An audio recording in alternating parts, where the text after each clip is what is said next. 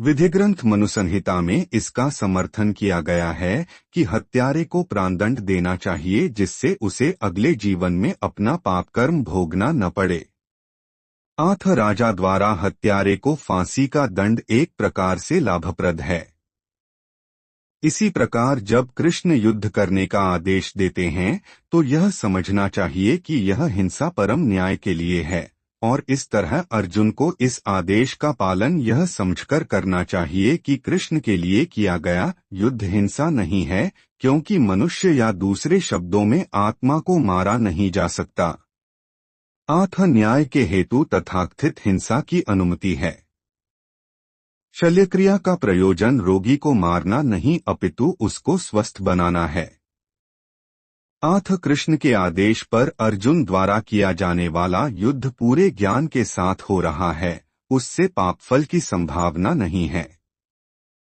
वासांसी जीर्णानि यथा विहाय नवानि गृह्णाति नरोपराणि तथा शरीराणि विहाय जीर्णान्यन्यानि संयाति नवानि देहि। 22 वासांसी वस्त्रों को जीर्णानि पुराने तथा फटे यथा जिस प्रकार विहाय त्याग कर नवानि नए वस्त्र गृह्णाति ग्रहण करता है नरः मनुष्य अपराणी अन्य तथा उसी प्रकार शरीराणि शरीरों को विहाय त्याग कर जीर्णानि वृद्ध तथा व्यर्थ अन्यानि भित्र संयाति स्वीकार करता है नवानि नए देहि देहधारी आत्मा।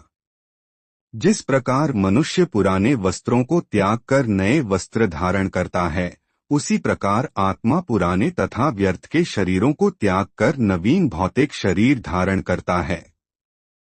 तात्पर्य अणुआत्मा द्वारा शरीर का परिवर्तन एक स्वीकृत तथ्य है। आधुनिक विज्ञानीजन तक, जो आत्मा के अस्तित्व पर विश्वास नहीं करते, पर साथ ही हृदय से शक्ति साधन की व्याख्या भी नहीं कर पाते, उन परिवर्तनों को स्वीकार करने को बाध्य हैं, जो बाल्यकाल से कौमारावस्था और फिर तरुणावस्था तथा वृद्धावस्था में होते रहते हैं। वृद्धावस्था से यही परिवर्तन दूसरे शरीर में स्थानांतरित हो जाता है।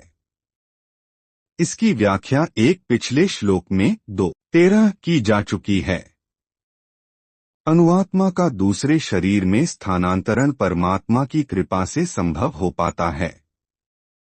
परमात्मा अणुआत्मा की इच्छाओं की पूर्ति उसी तरह करते हैं जिस प्रकार एक मित्र दूसरे की इच्छा पूर्ति करता है। मुंडक तथा श्वेताश्वतर उपनिषदों में आत्मा तथा परमात्मा की उपमा दो मित्र पक्षियों से दी गई।